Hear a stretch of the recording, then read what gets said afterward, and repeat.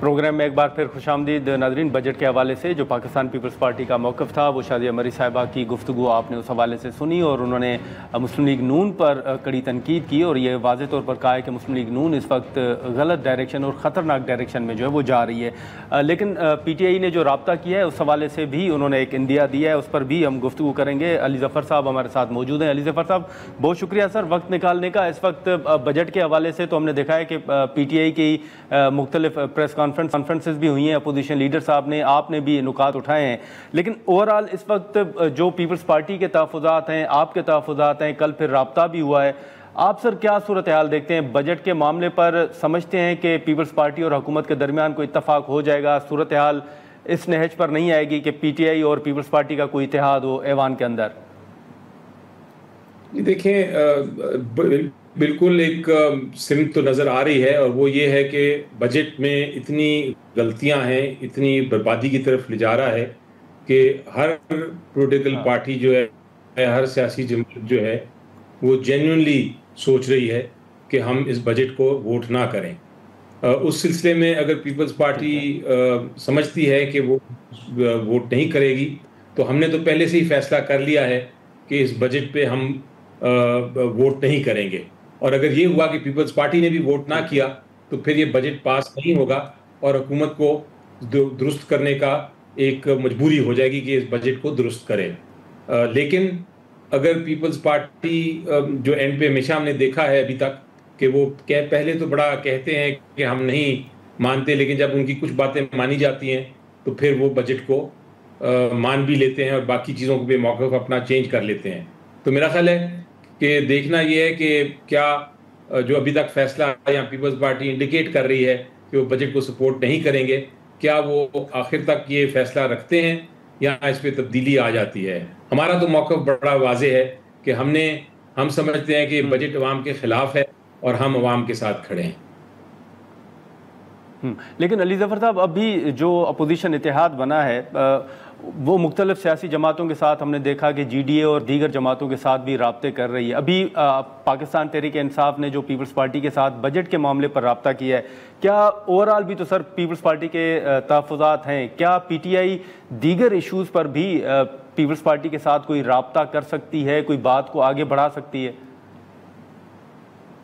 जी, मेरा ख्याल है अभी तो ये जो मामला हुआ है कुछ इस तरह हुआ है कि असद कैसर साहब जो हमारे एक MNA हैं, एक्स स्पीकर भी हैं, उनकी गुफ्तगू हुई परवेज़ अशरफ साहब से और उधर उन्होंने कहा कि आप अगर उसको नहीं सपोर्ट करें बजट को तो बड़ी अच्छी बात होगी, और उनकी गुफ्तगू हुई। लेकिन अभी कोई ऑफिशियल हमारा इस तरह का राब्ता नहीं हुआ पीपल्स पार्टी के साथ। वो अपना फैसला करेंगे, हम अपना फैसला करेंगे।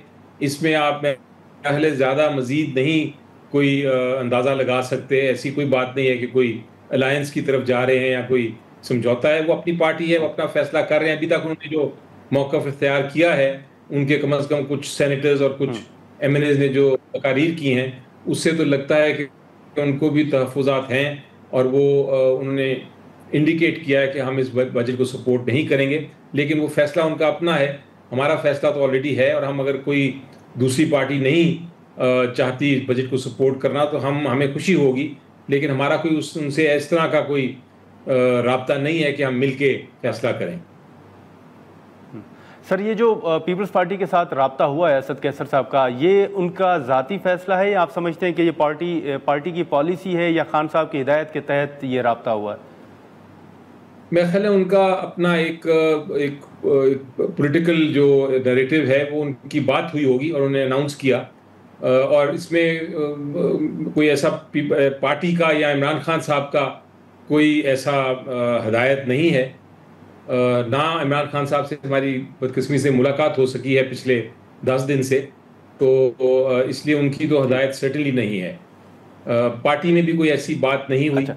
ना हमारी कोर कमेटी में, ना पॉलिटिकल कमेटी में, ना किसी और जगह। तो ये उन्होंने एक इनिशिएटिव लिया है और इस इनिशिएटिव में मुझे कोई ऐसी बात नहीं नज़र आ रही जिसमें आप ये कहें कि पार्टीज़ की लेवल पे ये बात हुई है। ये बात अभी तक इनफरादी 2 MNAs में हुई है। ठीक है, लेकिन सर अली ज़फ़र साहब, इस वक्त अभी कुछ घंटे कबल ये खबर सामने आ रही थी कि खान साहब ने जो हुकूमत के ख़िलाफ़ एहतजाजी तहरीक थी वो मौखर करने का फ़ैसला किया है। सर, इस हवाले से पार्टी को आगाह किया गया है और वजूहात जो हैं वो क्या बताई जा रही हैं?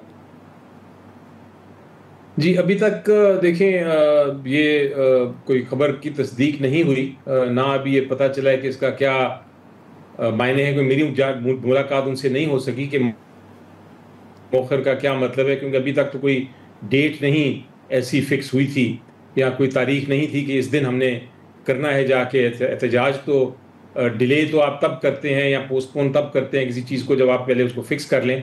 अभी तो एक स्ट्रेटजी बननी है और स्ट्रेटजी के बाद ये मामला आगे चलने हैं, और जिनको टास्क दिया गया है इस काम के लिए उनका फ़र्ज़ था या फ़र्ज़ है कि वो उसकी स्ट्रेटजी बना के खान साहब को दें, फिर वो फैसला करेंगे। लेकिन सर, हाल ही में जो आपके मुख्तलिफ फ़ैसले थे ऐवान के अंदर या बाहर या इवन एहतजाजी तहरीक के हवाले से आपने ऐलान भी किया, लेकिन इस वक्त जो बजट पेश हुआ है उस बजट के हवाले से आपका बतौर अपोजिशन जो तहफ़्फ़ुज़ात हैं वो सामने आ रहे हैं। जो स्ट्रेटजी पीटीआई की है सर, वही कंटिन्यू रहेगी या आप समझते हैं कि उससे आपको कोई रिलीफ नहीं मिल रहा, कोई मज़ीद जो है आपकी उस स्ट्रेटजी में कोई तब्दीली आप देख रहे हैं कि आने वाले दिनों में शायद कोई हो? जी नहीं, मेरा ख्याल है जो जहाँ तक स्ट्रेटजी है वो शुरू से ही वही है कि हमने हर फ्रंट पे, हमें ही इंस्ट्रक्शन इमरान खान साहब की भी हैं कि आपने हर फ्रंट पे, हर मैदान में जंग लड़ते रहना है, चाहे वो सियासी हो, पार्लियामेंट में हो, पार्लियामेंट के बाहर हो, एहतजाज के ज़रिए हो, हाँ। लीगल यानी कानूनी जंग अदालतों में हो। हर जगह हम कर भी रहे हैं, आप देख रहे हैं, कोशिश कर रहे हैं। वो अलग बात है कि कितनी कामयाबी हो रही है, कितनी नहीं हो रही, वो तो आपने जज करना है। लेकिन कोशिश ज़रूर है कि हम कोई भी महाज छोड़ेंगे नहीं। अच्छा, लेकिन सर अभी किसी सतह पर सर कोई राब्ता हुआ है? जो मुज़ाकरात की बात बीच में चल रही थी, कोई पीटीआई के साथ किसी की जानिब से किसी मरहले पर कोई राब्ता हुआ है? जी नहीं, वो हर 15-20 दिन बाद कोई ना कोई ऐसी अफवाह या ऐसी खबर सामने आती है जिस पे फिर गुफ्तगू होती है, लेकिन उसमें हकीकत नहीं है। वही पोजीशन है जो इमरान खान साहब ने अनाउंस की थी आज से कोई महीना, 1.5 महीना पहले, जब उन्होंने कहा था कि मेरे दरवाजे खुले हैं, अगर पाकिस्तान के लेवल पे कोई बात करना चाहता है तो मेरे से डायरेक्टली करे।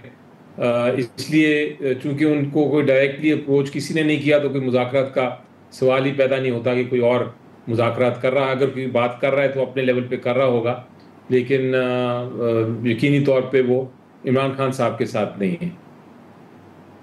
लेकिन सर अभी अब आपने गुफ्तगू सुनी होगी बैरिस्टर अकील मलिक साहब की या इरफान सिद्दीकी साहब की, जो पहले कमेटी बनी थी उनके तर्जमान भी थे इरफान सिद्दीकी साहब। अब वो भी यही बात करते हैं कि हुकूमत मुज़ाकरात के लिए तैयार है, अगर पाकिस्तान तहरीक इंसाफ मुज़ाकरात चाहती है तो हम तैयार हैं, उसी कमेटी को दोबारा जो है वो फंक्शनल किया जा सकता है। क्या हुकूमत के साथ किसी मरहले पर सर दोबारा बातचीत का आगाज़ मुमकिन है, आप समझते हैं? जी देखें, जहाँ तक तो सियासत का बात है तो सियासत में कभी आप ये नहीं कहते कि एक चीज़ ख़त्म है या बिल्कुल नहीं हो सकती। आपके सवाल के जवाब में मैं यही कहूँगा कि मुमकिन है कल को जाके कुछ हो जाए बातचीत हुकूमत के साथ भी, लेकिन अभी फ़िलहाल तो बड़ा क्लियरली, बड़ा वाज़ेह तौर पे और एक बार नहीं कई बार इमरान खान साहब ने कहा है कि इस हुकूमत के साथ ना बात करने का फ़ायदा है, ना इनके पास इख्तियार है, ना इनके पास नीयत है। और अगर आप मंतकी तौर पे सोचें तो आपको वो बात समझ भी आती है कि एक हुकूमत जिसको पता है कि इमरान खान साहब बाहर आएंगे तो उनकी हुकूमत चली जाएगी, तो वो क्यों जेन्युइनली मुज़ाकरात करेंगे? वो तो फिर एक तरह ड्रामा ही करेंगे और आपको ट्रक की बत्ती के पीछे लगाने की कोशिश करेंगे। तो यही मौक़िफ़ है और यही मौक़िफ़ पीटीआई का भी है, जो इमरान खान साहब ने जिस तरह हिदायत दी थी, और मुझे लगता है कि अभी यही मौक़िफ़ रहेगा मुस्तक़बिल में भी। लेकिन जिस तरह आपने कहा कि कुछ भी हो सकता है, किया जा सकता। जी जी जी। जी ठीक है, लेकिन अली ज़फ़र साहब, आपको याद होगा कि हाल ही में प्राइम मिनिस्टर साहब ने ख़त लिखा था चीफ इलेक्शन कमिश्नर की अपॉइंटमेंट के हवाले से बातचीत के लिए, तो उस पर अपोजिशन लीडर साहब ने स्पीकर साहब को ख़त लिखा है कि आप पार्लियामेंट्री कमेटी तश्कील दे दें। सर, ये भी खान साहब का ही फैसला है कि प्राइम मिनिस्टर साहब के साथ बात नहीं करनी, पार्लियामेंट्री कमेटी में ये मामला टेकअप करना है, या अपने एंड पे ये फैसला किया गया और आप इसकी हिमायत करते हैं कि वज़ीर आज़म के बजाय ये फैसला पार्लियामेंट्री कमेटी में हो? देखिए, मेरा कहना या ना कहने से फर्क नहीं पड़ेगा। हमने देखना है कि आइन क्या कहता है। आइन ये कहता है कि सबसे पहले प्राइम मिनिस्टर और लीडर ऑफ द ऑपोजिशन फैसला करेंगे कि क्या होना चाहिए तश्कील ईसीपी की, इलेक्शन कमीशन की, और उसके लिए दोनों को बैठ के बातचीत करनी है, ये आइन कहता है। और अगर वो बातचीत किसी वजह से नहीं हो सकती या बातचीत कामयाब नहीं होती या कोई फैसला नहीं हो सकता उसके ऊपर कि किस पे है, तो फिर आप पार्लियामेंट्री कमेटी के पास जाते हैं और फिर पार्लियामेंट्री कमेटी जो है वो फैसला करती है। तो यही तरीका है। और उस पे अगर वो नज़र आता है मुझे यही कि अल्टीमेटली पार्लियामेंट्री कमेटी को ही फैसला करना पड़ेगा, क्योंकि ये नहीं लगता कि प्राइम मिनिस्टर और लीडर ऑफ द ऑपोजिशन बैठ के कोई बातचीत कर सकेंगे या फिर किसी फैसले तक पहुंच सकेंगे। ये फिर पार्लियामेंट्री कमेटी को ही फैसला करना होगा और उसकी तश्कील अभी होनी है। उसमें कुछ कानूनी मसाइल हैं जिनको हल करना है और फिर वो उसकी तश्कील होगी। सर, हाल ही में जो खान साहब के साथ कुछ रहनुमाओं की मुलाकातें हुई थीं और उसके बाद जो ट्वीट्स हुए थे, उसके बाद कुछ अफवाहें या सोशल मीडिया पर कुछ खबरें चल रही थीं पार्टी के अंदर कुछ ओहदों पर तब्दीली के हवाले से। मैं ज़रा चाहूँगा कि सर आप इन अफवाहों या इस हवाले से कोई तस्दीक या तरदीद करें, इन अफवाहों को ज़रा ख़त्म करें कि क्या पार्टी में मज़ीद ओहदों पर तब्दीली के हवाले से खान साहब ने कोई हिदायत दी हैं सर मरकज़ में? देखें, जहाँ तक तब्दीलियाँ हैं वो तो होती रहती हैं पार्टी में और होती रहेंगी। उसमें एडिशन होंगी। आपने देखा कि रिसेंटली भी ऑर्गेनाइजर्स चेंज किए गए, पंजाब में भी नए लगाए गए, केपीके में भी, और कुछ मुख्तलिफ जो पोस्ट थी उनको भी तब्दील किया गया, कुछ ऐड की गई, कुछ निकाली गई। तो ये तो होता रहता है और ये होता रहेगा।